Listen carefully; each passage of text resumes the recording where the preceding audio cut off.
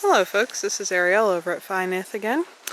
Thought I'd do another tour of my garden. Everything is growing pretty well by now. Just a quick overview here.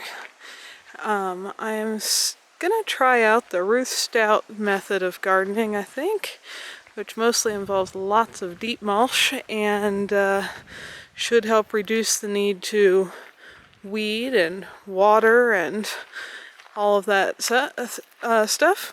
And I had access to a lot of free hay that got rained on from a neighboring farm, like several tons of it. So I am gradually filling mulch in around my garden. I'll talk more about those plans later.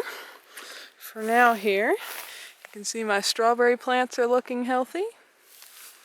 My rhubarbs over here are small, but they're growing. There's my tank where water comes up from the creek and that I use for watering the garden. Over on this end, hiding behind my dead trees, is my compost bin, which gets most of my paper trash, veggies, and lots of coffee grounds from the restaurant where I work, since I'm not a coffee drinker myself. So that's this end of the garden. So we come back this way. I have some small cucumber plants. Can't believe they're actually growing cucumbers. Some of those leaves I think got frost burnt the other night, but I do have cucumbers under there. Lots more little ones on the way. This is another variety of cucumbers. You can see that nice guy poking out there. And there's a few more down through there, as well as some extra Swiss chard.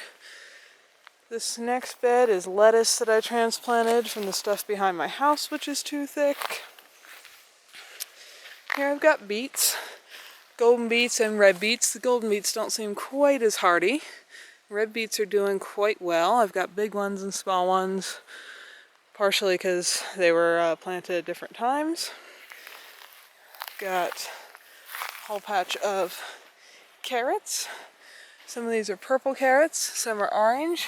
Right there you can kind of see the base of the purple ones. They're bright shiny purple. Got some leeks growing here.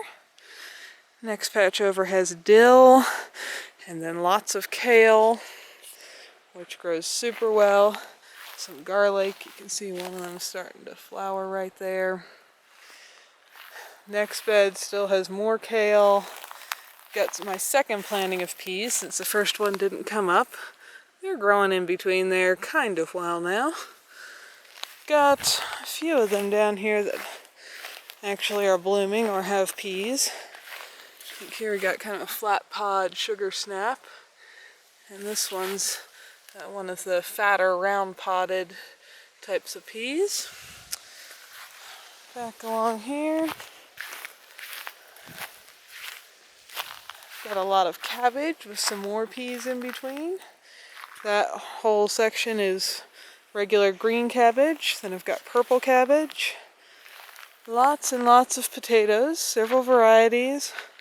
They seem to be doing well. I'm anxious to dig a few before too long to see how big they are underground.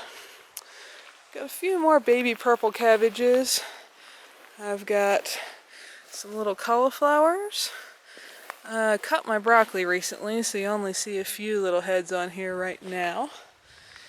I had some cabbages that I started from plants instead of seeds, so they already have small heads going. Again, I've got green cabbage, purple cabbage, more chard.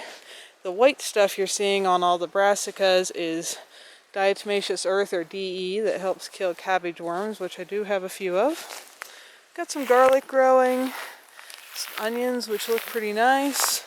Some of them are getting to have good sized little bulbs under there. More garlic at that end. I've got more beets here. This patch is getting a little spotty. Again, both golden and red beets, because I've already pulled some. And that's pretty much the vegetable garden. There you can see the whole thing. The frost covers are laying off their hoops right now because it hasn't been cold for the last few nights, but they're ready to go for the next time it does get down to freezing, which could be any day. My flowers also are doing nicely. My herb garden, my dill's huge. I'm planning to can some pickles tomorrow. Got thyme, lots of basil. I also want to make a batch of pesto. More kale. And the empty part was my spinach, but it's all gone to seed. And then lots more lettuce, which seems to be doing very well. I've got a patch of mint and flowers around this end, along with some herbs in between them. Back to my main garden. My plan is to add as much hay as I can between the plants since they're already growing this year. And then this fall, add my compost, some horse manure from a friend, and till that all in. And from here on out, since this is the first year, I'm going to try to not till. So once that's all tilled in, I'm planning to bury it under maybe a foot or so of hay and just let that sit on top as a blanket for the soil all winter, which should encourage lots of earthworms and other good bugs to crawl around in there. And when it falls out in the spring, instead of tilling it up, I will just scrape it away in spots or dig holes through it and plant everything right through the mulch. Like I said, hopefully this should keep everything warmer. It should keep bugs away, or bad bugs. It should encourage good bugs. It should reduce the need for watering. That's kind of important. My soil up here in general looks like that. It's got lots of rocks and very little moisture. So hopefully that will all work and make a really amazing garden next year. I'll keep you updated. We'll see what happens.